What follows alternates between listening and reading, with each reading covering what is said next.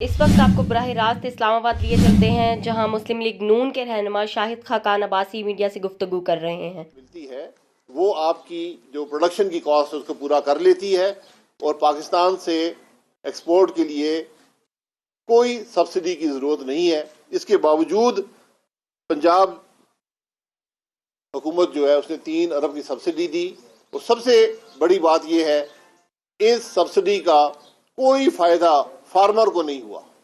اگر فارمر کو ہوتا، کسان کو ہوتا تو ہم کہتے کہ یہ ایک بہتر بات ہے، لیکن وہ چیز بھی نہ ہوئی۔ اور 3 ارب کی سبسڈی صرف پنجاب نے، نہ سندھ نے دی نہ کے پی نے دی، پنجاب نے سبسڈی دی۔ لیکن بات جو ہے وہ اس سبسڈی پر آگر ختم نہیں ہوتی۔ یہ سبسڈی ایک بہت چھوٹی رقم ہے جو اصل ڈاکہ پاکستان کے عوام پر مارا گیا، اور یہ ایک پورا سلسلہ ہے، یہ ایک پورا اسکیم ہے جس کے تحت یہ کرپشن ہوئی ہے اور ایکسپورٹس کو استعمال کیا گیا۔ ایکسپورٹ کی اجازت دینے کا مقصد یہ تھا کہ ملک کے اندر قیمتیں بڑھ جائیں اور اس سے جو مل اونر ہیں، جو مڈل مین ہیں، وہ اسے استفادہ کریں، قیمت عوام ادا کریں گے، فائدہ چند افراد کا ہوگا۔ اس کی بنیاد جو ہے ایکسپورٹ کی اجازت دینا ہے، جس پر منسٹری نے مخالفت کی اور جو کسی بھی اکنامک منطق کے مطابق نہیں تھی۔ قیمتیں بڑھیں۔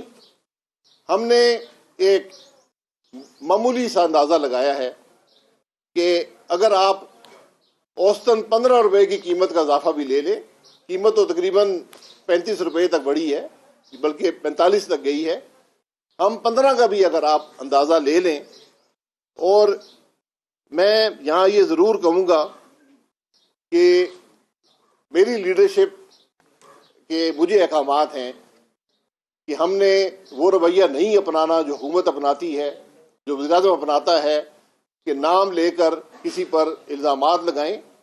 ہم نے حقائق بیان کرنے، ہم نام نہیں لینا چاہتے۔ نام اس رپورٹ کے اندر بھی لکھے ہوئے ہیں، لیکن یہ نام پاکستان کے عوام جانتے ہیں، وہ خود دیکھ لیں گے۔ لیکن 2 گروپ ہیں جو اس سے سب سے زیادہ مستفید ہوئے، سبسڈی سے بھی اور جو قیمت بڑھی ہے اس سے بھی۔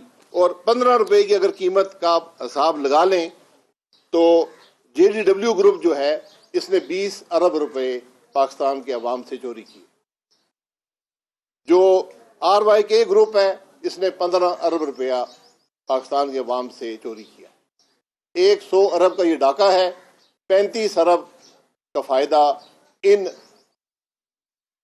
گروپس نے اٹھایا۔ میں ان کا نام کیوں لیتا ہوں؟ اس لیے کہ ان گروپس کے مالکان جو ہیں وہ حکومت میں کیبنٹ کے ٹیبل پر بیٹھتے ہیں۔